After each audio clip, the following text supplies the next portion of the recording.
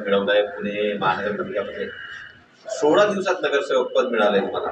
थोडंसं सविस्तर वर्णन करा, एकंदरीत कसं निवडून आलं? सर्वप्रथम काँग्रेसचे सन्माननीय प्रांताध्यक्ष माननीय हर्षवर्धनजी सपकाळ साहेब असतील, माननीय बंटी पाटील साहेब असतील, वडेट्टीवार साहेब असतील, देशाच्या नेतृत्व जे काय करतायत माननीय राहुल गांधी साहेब, खरगे साहेब असतील आणि शहर सरावजी मंडळी ज्यांनी मला काँग्रेसमध्ये म्हणजे एका ठिकाणी खूप प्रेशर असताना सुद्धा माझ्यासारख्या कार्यकर्त्याला काँग्रेसमध्ये प्रवेश दिला, स्वीकारलं, त्याबद्दल त्यांचे मनापासून आभार.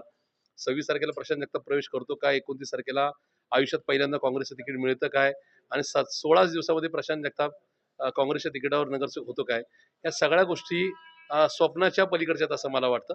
पण हे होत असताना प्रशांत जगताप हा विषय नका डोक्यात घेऊ. विचारधारेसाठी शिवशाहू फुले आंबेडकर विचारधारा असेल किंवा गांधी नेहरूंची नका काँग्रेसी विचारधारा असेल, याच्यावर मी फॉर्म राहिलो कालही, आजही आणि मी उद्याही राहील. त्याच्यामुळे हा मिळालेला विजय हा त्या सामान्य जनतेचा आहे.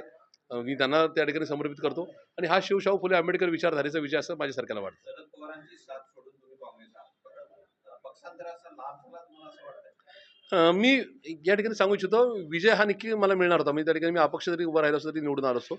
पण जे माझे सहकारी आहेत, ज्यांच्यासाठी माझा संघर्ष मागच्या काळात चालू होता, त्याचबरोबर पुणेकरांसाठी माझा संघर्ष चालू होता की पुणेकर चुकीच्या लोकांच्या हातामध्ये आहेत.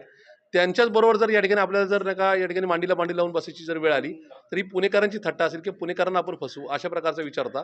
त्याच्याचमुळे मी या ठिकाणी माझ्यापुरता वैयक्तिक स्वार्थाचा विचार न करता काँग्रेसमध्ये आलो आणि कारण की मला काँग्रेसबरोबरच नका यायचं होतं. त्यामुळे मी आयुष्याच्या शेवटच्या क्षणापर्यंत काँग्रेसबरोबर राहील. पण मला एका गोष्टीचा आनंद आहे, आज काँग्रेसचे 15 नगरसेवक निवडून आलेत. त्याच्यामध्ये 5-6 लोक माझ्यावर आले, त्यांना तिकीट काँग्रेसने दिली, पुणेकरांनी त्यांना स्वीकारलं आणि ते काँग्रेसच्या चिन्हावर निवडून आले. त्याच्यामुळे पुणेकर आणि महाराष्ट्रातील देशातील जनता ही आयडिओलॉजी सोडत म्हणजे त्यांनी सोडली नव्हती, आजही सोडत नाहीत आणि उद्यासुद्धा सोडणार नाही, याच्यावर शिक्कामोर्तब आहे. मला या अनुषंगाने एक गोष्ट अधोरेखित करायची आहे. भाजप आज या ठिकाणी मनी आणि मसल पॉवर निश्चित निवडून आलेला आहे, पण त्याच्याचबरोबर ते एका टोकाच्या विचारधारेवर कायम आहेत. तसंच MIM ज्यांना आपण नका या ठिकाणी फार जमीत पण धरलं नव्हतं, त्यांनी सुद्धा अनपेक्षित पद्धतीने 114 नका सीट निवडून आणल्यात. पण ते होत असताना ते कोणाची बी टीम आहे का सी टीम आहे हा पार्ट सोडून टाका, पण 2 वेगळ्या टोकाच्या विचारधारेंनी काहीतरी एक वेगळ्या प्रकारचं यश मिळवलं. त्याच्यामुळं माझी कन्याकुमारी असून काश्मीरपर्यंत आणि महाराष्ट्रातल्या भाजप इतर सगळ्या राजकीय पक्षाच्या विरोधक म्हणजे जे विरोधी पक्ष आहेत त्यांच्या सगळ्या मंडळींना विनंती राहील, मी सल्ला देणं एवढा मोठा नाही, पण तुम्ही एकदी विचारधारा घेतली ना, जी जनतेला अपील झाली तर लोक तुम्हाला भरभरून मतदान करतात. तुम्ही नरो कुंजरो भूमिका घेतली तर मात्र लोक तुम्हाला घरी बसवतात.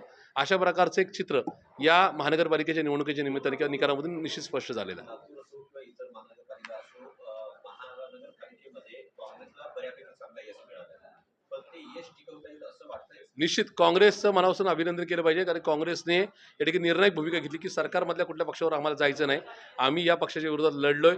लोकांची काय भावना आहे त्याच्यामुळं भाजप हा आमचा शत्रू आहे, भाजप आमचा या ठिकाणी पारंपरिक विरोधक आहे आणि भाजप बरोबर पण जायचं नाही, भाजपच्या बरोबरच्या पक्षांबरोबर पण जायचं नाही किंवा त्या पक्षाला जे आणखी कोणी साथ देतील त्यांच्या बरोबर सुद्धा घरोबा करायचं नाही.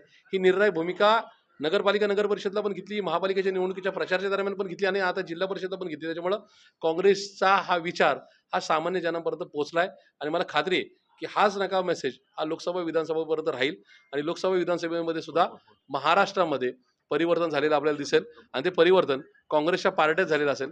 काँग्रेसचा उद्या मुख्यमंत्री बसला तर त्या ठिकाणी आश्चर्य वाटून घेण्याचं कारण नाही, कारण की लोकांना ही घेतलेली निर्णायक भूमिका ही आवडलेली आहे. विधानसभेमध्ये किंवा लोकसभेमध्ये महाविकास आघाडी अस्तित्वात होती, पण ती महानगरपालिकेमध्ये एकही दिसून आले नाही किंवा तसं काही दिसलं नाही. वंचित सोबत गेला काही फटका मुंबई महानगरपालिकेच्या? असं नाही म्हणता येणार, वंचित या ठिकाणी आमचा महाविकास आघाडीचा कधी भाग नव्हता, पण वंचित ज्या ठिकाणी आमच्यावर आले त्याचा निश्चित फायदा झाला. काही ठिकाणी गडबडी झाल्या त्या काय या ठिकाणी आमच्या पक्षाकडून झाल्या नाही, ते मे बी वंचितकडून काही वेगळा विचार आला असेल.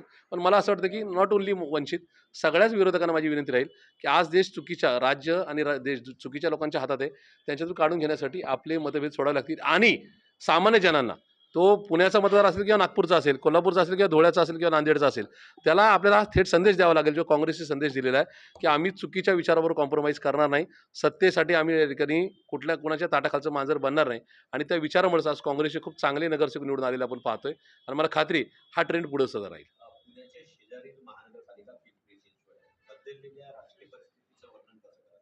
नाही, त्या ठिकाणी निश्चित भाजपचे जे स्टॉलवर्ड्स होते, मनी मसल पॉवरचा खूप सरकारी यंत्रणेचा गैरवापर झाला आणि त्याच्यामध्ये मात्र लोकांनी या ठिकाणी बाकीचे पक्ष हे विचाराबरोबर कॉम्प्रोमाइज करतात, त्यामुळे त्यांना बाजूला ठेवून थेट त्या ठिकाणी मग यांना मतदान करून ते तिकडंच जाणार असेल कमळाकडे, तर अशी कमळालाच मतदान केलेलं बरं, अशा प्रकारे घेतलेला निर्णय असं दिसतोय. त्याच्यामुळं त्या पिंपरी चिंचवडनी जो संदेश दिला सगळ्यांना तसाच आहे. त्या ठिकाणी आमचं फार काय चांगलं युनिट नव्हतं, ते निश्चित येणाऱ्या काळामध्ये उभं राहिलेलं आपल्याला दिसेल. पण एक नक्की आहे की तिथला संदेश हा सगळ्यांनाच आहे. पण काँग्रेसनी जी योग्य भूमिका घेतली त्या अनुषंगाने पुण्यात आमचे 15 नगरसेवक निवडून आलेले दिसतात. ते खूप मोठा आकडा आहे. 2012 नंतर खूप मोठा आकडा मिळवण्यामध्ये काँग्रेस पक्षाला या ठिकाणी यश आलेलं आहे. पिंपरी चिंचवडमध्ये प्रचारादरम्यान आरोप प्रत्यारोप झाले. बरेच भाऊ पण जन्माला आले. बरेच दादा पण जन्माला आले. कसं बघताय सर प्रकरण? नाही, मुळात विषय असा आहे की विकास कामांवरून धार्मिकतेवर, ध्रुवीकरणावर आणि भाई ताई याच्यावर गेल्यानंतर लोक फटका देतात. लोकांना या ठिकाणी तुम्ही कुठल्या विचाराबरोबर आहात, तुम्ही काय काम केलं आणि उद्या काय करणार आहेत, याच्यावरच लोकांना अपेक्षा असती. त्याच्यामुळे तिथं भाईगिरी, गुंडगिरीवर आरोप प्रत्यारोपामध्ये लोकांच्या मूळ प्रश्नाकडे दुर्लक्ष झालं.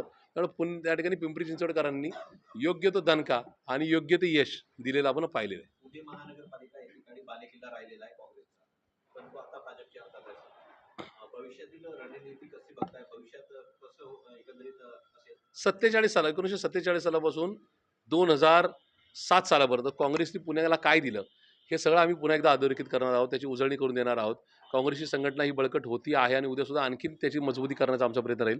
त्याच्यामुळे येणाऱ्या काळामध्ये काँग्रेसचे आमदार खासदार हे पुणे शहरातून मोठ्या संख्येने निवडून आलेले आपल्याला दिसतील. त्यामुळे त्यासाठी दिवसरात्र कष्ट करायची काँग्रेसल्या तमाम कार्यकर्त्यांची, प्रशांत जगतापसहित सगळ्या कार्यकर्त्यांची आणि पदाधिकाऱ्यांची निश्चित ती मनिषा आहे आणि ते येणाऱ्या काळात तुम्हाला तो रिझल्ट नक्की दिसेल. शेवटचा प्रश्न आहे. चंद्रपूर महानगरपालिकेमध्ये असं म्हटलं जातंय की करेक्ट कार्यक्रम होईल एकीकडे भाजपच्या सत्तेवर आहे असं म्हटलं जातंय.